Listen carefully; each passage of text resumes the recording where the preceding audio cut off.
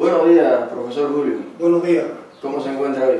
Bien, encuentro bien. Bueno, Julio, normalmente tú estás del lado de la asesoría, has ayudado a muchísimas personas a encaminar sus procesos legales con tu experiencia en la asociación jurídica, y hoy, bueno, vamos a hacer un poco el papel contrario, ¿no?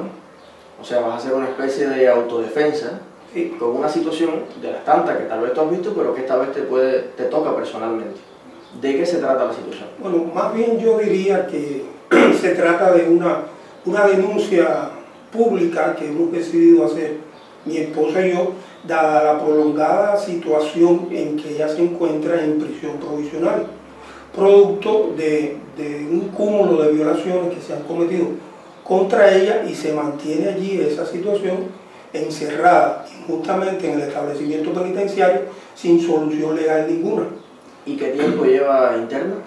Ella lleva aproximadamente 2 años. Dentro el día 31 de julio exactamente cumplirá los 2 años en prisión provisional, sujeta a un proceso penal en el que se han cometido un sinnúmero de violaciones legales contra las que hemos reclamado, y no hemos obtenido respuesta ni solución legal ninguna de las autoridades a ninguna instancia. Incluso el presidente del Tribunal Supremo, recientemente formulamos una denuncia y una demanda contra varios jueces que han infringido la ley, y al transcurso de casi 2 meses no hemos obtenido respuesta alguna. Julio, en este caso tu profesión precisamente es la ley. Tú eres abogado, tienes experiencia trabajando incluso en el Tribunal Provincial Popular. Sí.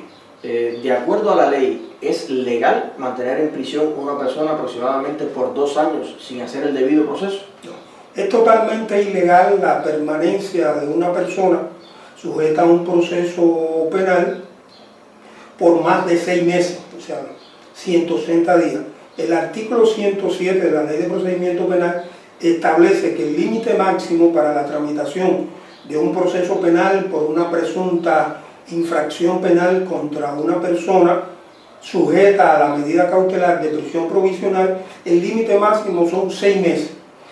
Arribado a ese término, el instructor está obligado a poner el asunto en las condiciones que se encuentren en poder del fiscal, para que el fiscal determine variar la medida cautelar con relación a esa persona, disponer su inmediata libertad.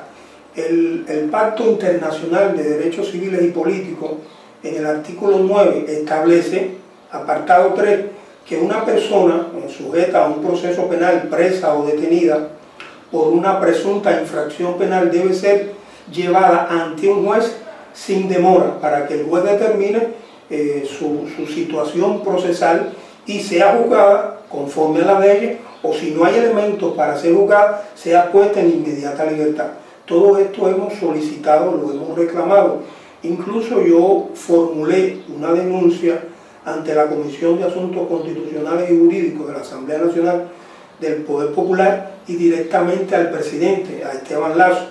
Recibí respuesta inmediatamente, aproximadamente alrededor de 1 mes. La Asamblea me respondió que había comunicado toda mi reclamación al fiscal general para que resolviera y diera respuesta conforme a la ley de inmediato. Esto ha transcurrido casi 1 año y medio y el fiscal general sigue haciendo caso omiso del mismo modo en que lo hacen las autoridades judiciales, principalmente el presidente del Tribunal Supremo, Rubén Remigio Ferro, que es la máxima autoridad judicial del país. Ahora, a partir del momento en que se decide la detención de tu esposa, ¿podrías brevemente hacer una cronología de cuáles son las acciones legales que se han ido tomando y cuál es la respuesta que has ido recibiendo en este periodo? Ya. Inicialmente, mi esposa es acusada por un presunto delito de estafa por parte de un sujeto que dice que le entregó un dinero a ella para hacer una gestión para que ella lo defendiera en un proceso judicial a él o a un amigo. Mi esposa no es abogada de bufete colectivo, que son los abogados facultados para llevar ese tipo de procesos. Mi esposa es trabajadora de la Dirección Municipal de la Vivienda como auxiliar jurídica, o sea que no está facultada para hacer el tipo de proceso o de diligencia que, según dice esta persona que lo acusa, él interesaba realizar. Ella es detenida inicialmente, como no hay elementos suficientes para sostener esa acusación. A ella le imponen una medida cautelar de fianza de 2.000 pesos. Se paga la fianza, ella sigue disfrutando de libertad y continúa el proceso. Yo me persono en el asunto como su abogado, facultad que me permite el artículo 4, inciso B, del decreto ley 81, como ella es mi esposa, yo soy abogado, me faculta, sin necesidad de ser obligatoriamente abogado de bufete colectivo, a representarla legalmente. Yo me persono en el proceso y veo todas las irregularidades y presentamos una solicitud para la realización de un sinnúmero de diligencias para indagar sobre la certeza o no de la denuncia o acusación que hacía esta persona. Esto ocurre en el mes de mayo del 2012. Ya en el mes de julio, 24 de julio, el fiscal decide variar la medida cautelar de fianza a mi esposa e imponerle prisión provisional. ¿Con qué? Con sustento en una certificación de sentencia falsa emitida por la secretaria judicial del Tribunal Militar Región Artemisa, documento que expide esta secretaria con infracción de la instrucción 212 del Consejo de Gobierno del Tribunal Supremo Popular y la orden número 1 del jefe de la Dirección de Tribunales Militares. Con sustento en ese documento hacen contar en el proceso de que a mi esposa le obran antecedentes penales, lo que es totalmente falso, y le imponen la prisión provisional. Inmediatamente con esto, yo, al ser notificada y remitida al centro penitenciario, yo hago la acción legal que permite la ley, establecer un recurso de queja solicitando la variación de la medida cautelar, acreditando con todos los elementos legales de que la imposición de la medida es ilegal porque no está ajustada a los preceptos legales previstos a ese efecto, como es decir, el acuerdo de 8 de marzo de 1985 del Consejo de Estado de la República de Cuba, el artículo 249, 251 de la Ley de Procedimiento Penal, la instrucción y las instrucciones 1, 3 y 4 de la Fiscalía General, estableciendo en qué supuesto es posible imponer a un acusado la prisión provisional. Entonces, ese recurso jamás fue contestado, aún está sin contestar, desde el 23 de agosto del 2012 que fue interpuesto. Una gran violación porque el fiscal tiene el término de 72 horas para pronunciarse con relación a ese recurso, es decir, si está de acuerdo o no está de acuerdo y por qué razones. Aún mi esposa está en prisión provisional y ese recurso al cabo de ya casi 2 años está sin pronunciamiento de la Fiscalía. En su caso y en el caso de cualquier persona de la que nos pueden estar observando hoy y que tengan un proceso parecido donde se han violado los plazos correspondientes a la emisión de documentos, a las respuestas, a la revisión de ese tipo de quejas, en el caso de personas que tienen familiares, hijos que están guardando prisión igual y tampoco se ha cumplido con el debido proceso, ¿qué recurso le queda a una persona para enfrentar esta dificultad? Bueno, yo diría que a los ciudadanos cubanos en el sistema jurídico cubano actual, ya en una situación como la que se encuentra mi esposa, no le queda recurso. ¿Por qué? Porque en nuestro sistema enjuiciar, nuestro sistema jurídico como tal, no concibe el Tribunal de Garantías Constitucionales, que podría ser ante ese tribunal en el que un ciudadano pudiera acudir para que este tribunal, con la competencia y jerarquía requerida, pudiera obligar a las restantes autoridades a cumplir y observar la ley, como es respetar la libertad personal de los ciudadanos.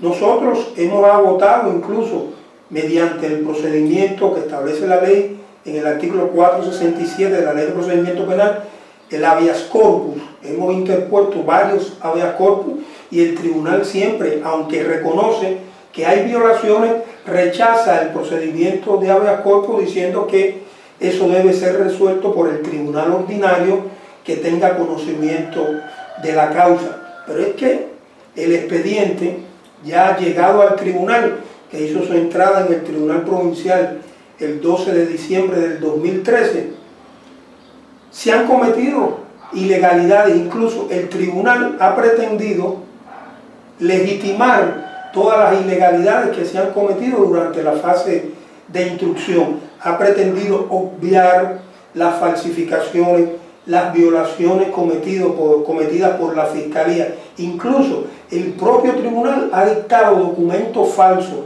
como es el auto de apertura a juicio oral de fecha 9 de enero del 2014, tratando de justificar todo el ilegal proceso al que está sometida mi esposa, con un único propósito de sancionarla a como dé lugar.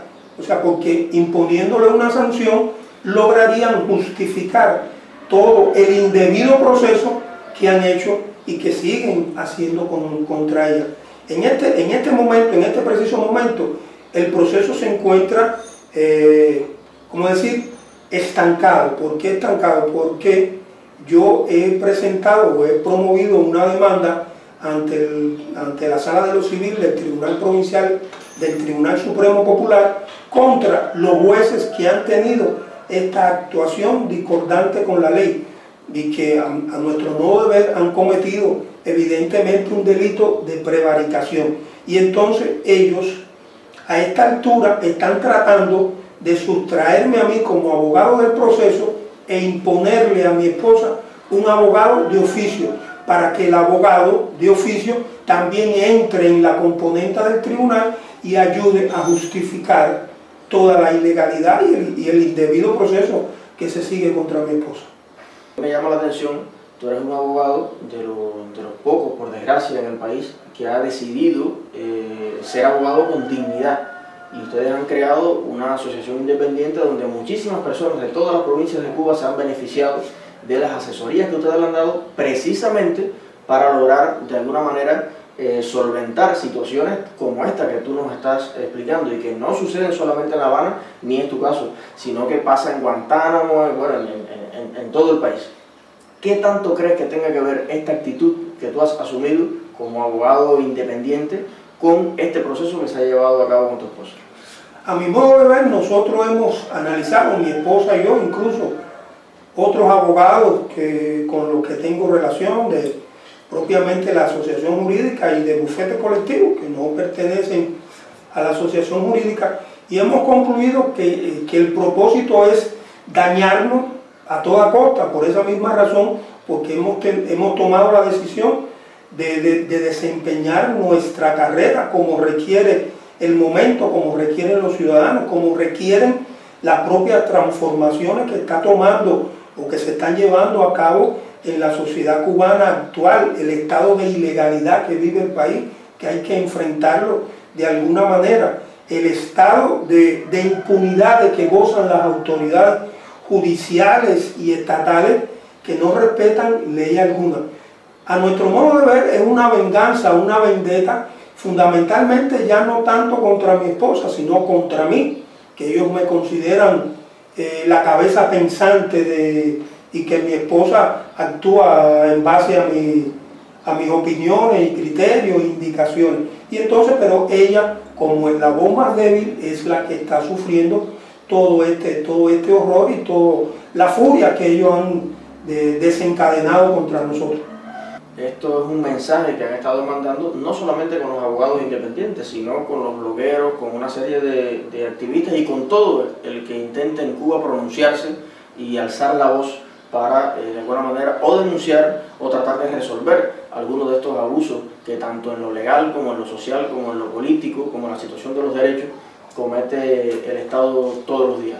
Ahora, Julio, este tipo de situaciones definitivamente, por lo menos en tu caso, no han logrado lo que han querido. Tú continúas librando esta batalla y bueno, ahora estamos poniendo en conocimiento de la opinión internacional de muchísimos juristas cubanos incluso que están por el mundo, de mucho prestigio, colegas tuyos, y que bueno, es bueno llamar la atención sobre este caso y prestarle toda la importancia que merece.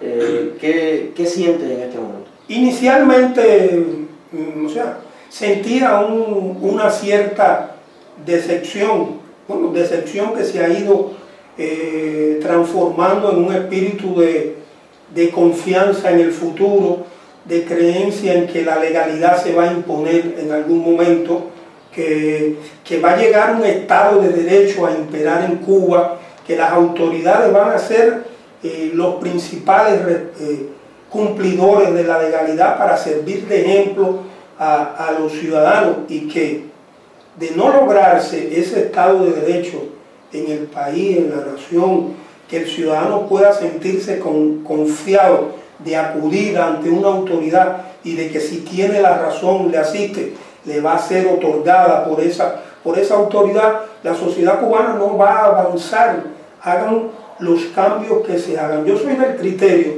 que más importante, no diga que lo relegue a un segundo plano, el aspecto económico es sumamente importante, pero la historia ha demostrado que con carencias económicas es posible la persona sobrevivir siempre y cuando tenga una ética, una moral y tenga una creencia en un proyecto futuro en que se respeta la ley, en que se respetan los derechos, que eso es lo más preocupante en nuestra que no hay legalidad, no hay respeto a la ley, ya no por los ciudadanos, sino por las propias autoridades, que yo soy de la opinión que son los generadores del estado de ilegalidad que se vive en el país, porque tú te pones a hurgar o a buscar dentro de cualquier fenómeno que tenga que ver con las leyes, con la violación de la legalidad, siempre en el centro hay la violación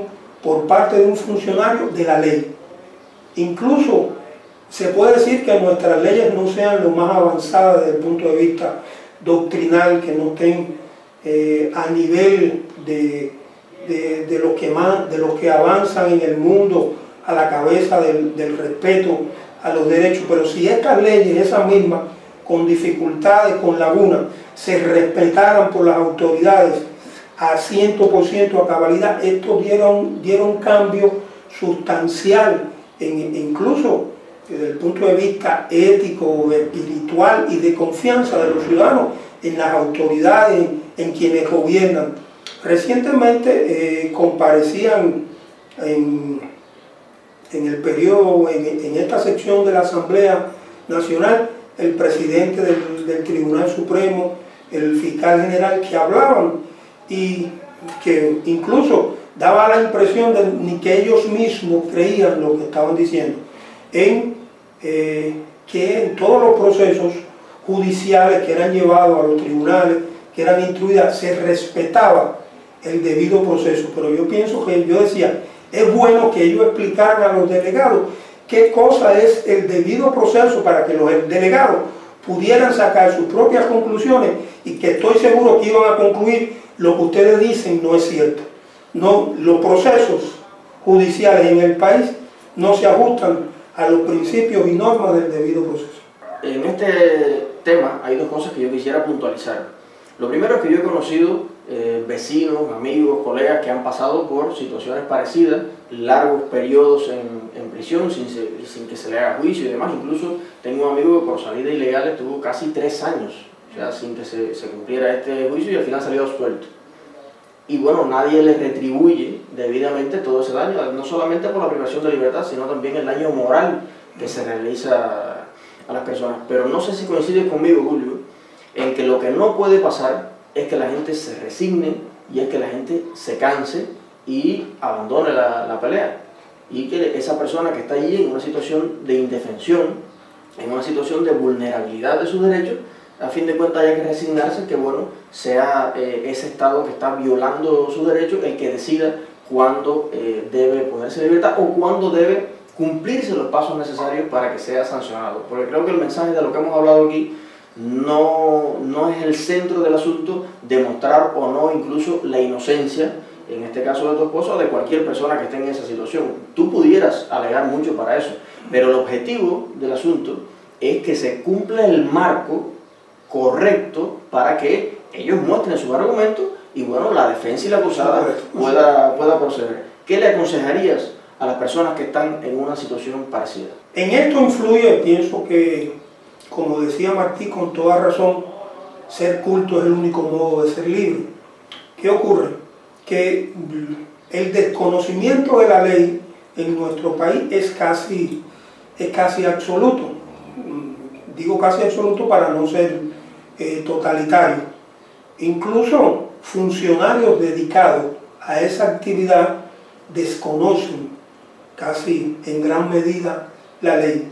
Pero digo, resulta difícil a un ciudadano de un conocimiento medio, de un nivel de instrucción medio, que llega a este establecimiento penitenciario, en primera, no sabe ni cuáles son las razones legales o los preceptos legales que le permiten a la autoridad enviarlo allí, a esta situación, o encerrarlo en un establecimiento penitenciario. Para que la persona pueda resistir ciertamente, necesita instruirse, prepararse en esos temas y necesita lo fundamental, necesita de un abogado. ¿Qué ocurre? Por eso es nuestro propósito en la legalización de la Asociación Jurídica Cubana, que sería una opción más para estas personas en esta situación. ¿Qué ocurre? Los abogados están agrupados, que pueden representar los intereses de una persona acusada en un proceso penal, están agrupados en la Organización Nacional de Bufete Colectivo. Mi criterio es que la Organización Nacional de Bufete Colectivo es, aunque se diga que es una entidad privada, no estatal, ciertamente es una entidad paraestatal. Entonces, discúlpame, vendría jugando la misma función que la CTC Nacional, no, más. que la Asociación digamos de Mujeres Cubanas, que la Asociación de Juristas, que la Asociación de Economistas, o sea, no son más que agrupaciones que centralizan de alguna manera toda la acción de un grupo social, económico, político, en este caso del derecho, para que ese grupo en su conjunto siga las reglas que desde el gobierno se imponen. El ejercicio de la abogacía según los instrumentos jurídicos internacionales a los que también la legislación cubana se debe y debe acatarlo, dice que el ejercicio de la abogacía es libre, o sea, no puede estar vinculada al Estado. ¿Qué ocurre? Bufete colectivo, aunque su fachada sea de una determinada independencia o libertad, ciertamente está subordinada al Estado. Y a mi modo de ver, voy a utilizar un término tal vez vulgar, popular. Bufete colectivo es la pala de los tribunales y la fiscalía. Bufete colectivo sirve al acusado generalmente y lo deja a merced de estas instituciones que son el tribunal, o sea, instituciones estatales, y su función es en su mayoría represiva. Entonces le cuesta sobremanera al ciudadano obtener un abogado, que el abogado de verdad lleve a cabalidad su función de representar los intereses de esta persona y defenderlo y denunciar y luchar como debe luchar un abogado por el respeto. No quiere decir que el abogado se convierta en tapador o encubridor del delito cometido por esa persona. La ley, la Constitución, es un mandato constitucional, todos los ciudadanos tienen derecho a la defensa. Entonces, eso es lo que debe cumplir y debe materializar el abogado, velar porque se cumplan y se respeten los derechos fundamentales de ese ciudadano que se encuentra ante un proceso judicial por una presunta infracción penal, por la comisión de un hecho delictivo, que puede ser cierto y puede no ser cierto, pero en esto hay, ¿cómo pudiera decirse?, dos categorías filosóficas, el contenido y la forma. El contenido, o sea, no se puede llegar al contenido que pudiera ser determinar la responsabilidad o no de una persona acusada en un hecho penal sin la forma. Para llegar a ese resultado hay que observar una forma para llegar hasta allí. Si usted no la respeta, viola los derechos de esa persona y convierte en ilegal el proceso al que está sometiendo a esa persona. Entonces, ese resultado obtenido mediante un proceso que no se ha ajustado a las normas legales es ilegal también, ¿entiendes? Pero es muy difícil que un abogado asuma esa tarea con todo. ¿Por qué? Porque primeramente se señala ante los cuerpos represivos, este es un abogado que no se ajusta a la línea de la organización. Te voy a poner un ejemplo como la expresión de lo que digo. El abogado de oficio que quieren imponerle a mi esposa en conversación telefónica con ella, que es el abogado jefe del equipo de abogados de oficio que radica en el bufete colectivo de La Habana Vieja, le digo, todas las violaciones que ustedes están denunciando, que tu esposo están denunciando, son ciertas. Yo mismo las he constatado. Pero, ¿qué es lo que te queda? Te van a hacer el juicio como quiera, te guste o no te guste, te defienda Julio, o te defienda yo, o te defienda cualquier otro abogado. Yo pienso que Julio es el que mejor condición está de defenderte, porque además que es conocedor del derecho, tiene una gran experiencia en eso, se conoce el proceso al dedillo. Entonces, bueno, trata de hacer para que resuelva tu situación. O sea, que han pretendido como virar el asunto a que nosotros, fundamentalmente yo, soy el responsable de que ella lleve ese largo tiempo allí por haber y por seguir haciendo todas las reclamaciones y las exigencias legales que estamos haciendo. Julio, entonces, para terminar con esta parte, porque es un tema que seguiremos volviendo sobre él, nos actualizaremos en otro momento de cómo va el proceso, pero además seguiremos instruyendo a los cubanos y, ¿por qué no?, a cualquiera en el mundo que nos pueda escuchar, porque es cierto que no solamente se cometen violaciones en Cuba, pero también es cierto que en otros lugares también hay otros recursos a los que puede apelar la persona.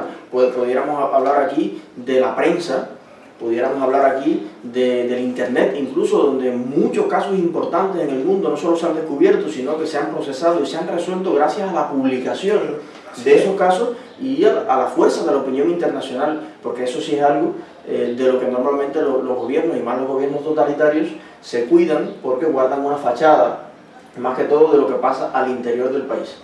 Ahora, profesor, ¿qué importancia le confieres al hecho de que usted y cualquier persona que esté en este caso publique lo que le está pasando? O sea, ¿qué peso puede tener la opinión pública, tanto nacional como internacional, en que se conozcan los hechos y se esclarezcan y se lleven a término? Publicarlo, darlo a conocer, que lo conozcan los demás profesionales, tanto dentro como fuera del país, se constituye en un muro de contención para esas autoridades que tienen como propósito violar la ley y dañar a una persona porque sí, ocultando otros propósitos. Seguramente te ha pasado, como a mí y a muchas personas, que cuando conversamos con alguien que está en una situación parecida, lo primero que dice es, no, pero yo no quiero armar revuelo, mejor vamos a tratar esta cosa con discreción, no vaya para que no salga, y más bien ven en el secretismo, ven en el no conocimiento público de su situación una posible solución. Yo personalmente creo que es lo contrario. O sea, en la medida en que usted oculta lo que le está pasando, oculta lo que está sintiendo, lo que está sufriendo, usted está actuando en complicidad con la persona, con la autoridad que le está provocando precisamente este daño, sin contar con que es un derecho ciudadano, y más en un país donde están limitadas las opciones legales que usted puede hacer para defenderse. Es un derecho ciudadano publicar esta información, ¿verdad? Te pongo el ejemplo, mira, la madre de mi esposa falleció el 13 de abril de este año, como resultado de una enfermedad,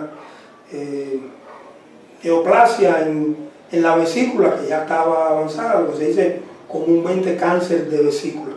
Con suficiente tiempo, yo le indiqué a una hija que reside allá con ella, que reside allá en Palma Soriano, que se dirigiera al médico que la atendía y le pidiera un certificado diagnosticando su padecimiento, qué gravedad tenía y qué tiempo le quedaba de vida. Solicitamos a la dirección del establecimiento penitenciario Mujeres Guatao, que radica en Punta Brava, La Lisa, que fuera trasladada como autoriza el artículo 54, apartado 1, inciso G del reglamento de prisiones, para que viera a su mamá antes de fallecer. Solicitud que fue rechazada sin argumento legal ninguno por la dirección del establecimiento penitenciario. Decisión contra la que reclamamos y presentamos queja ante la Dirección General de Establecimientos Penitenciarios, y esta es la fecha en que no hemos recibido, ni mi esposa y yo, respuestas, ni los demás familiares, respuestas de esta solicitud. O sea que su mamá falleció y falleció, no pudo ir al funeral, tampoco pudo ir al funeral. Por esa razón, que es un daño moral causado a ella, además del perjuicio emocional, físico, yo presenté una demanda por daños y perjuicios ante la Sala de lo Civil y de lo Administrativo del Tribunal Provincial de La Habana.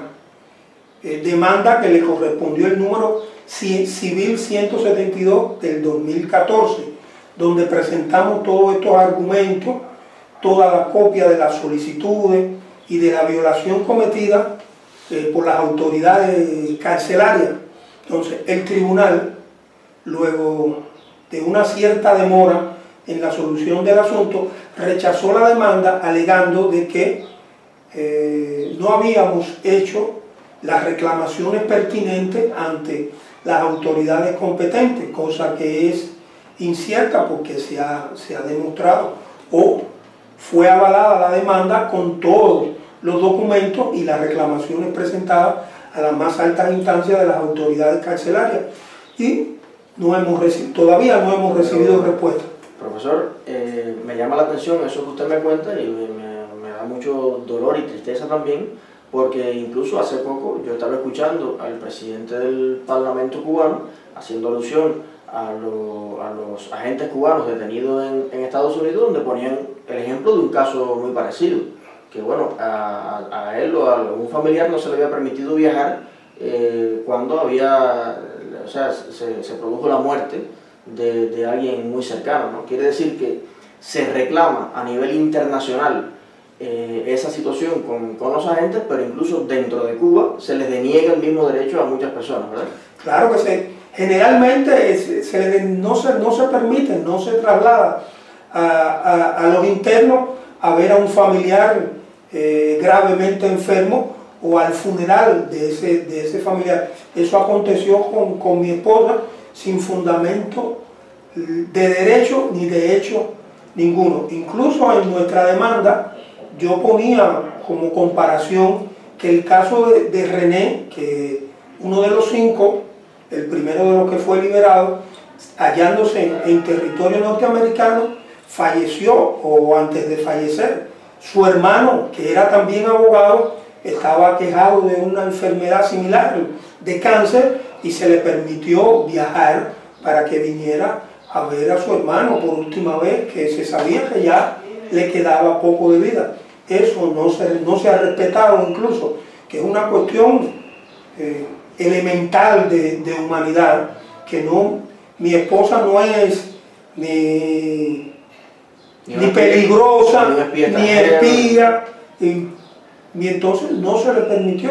Ella lleva sufriendo eso, se pasa el tiempo llorando, por la noche hay que suministrarle medicamentos, porque como ser humano, lógico, como yo decía, la madre es la única que se tiene, tú no tienes 2 o 3 mamás, esa es una, y ni siquiera le permitieron darle el último adiós ni verla con vida por última vez.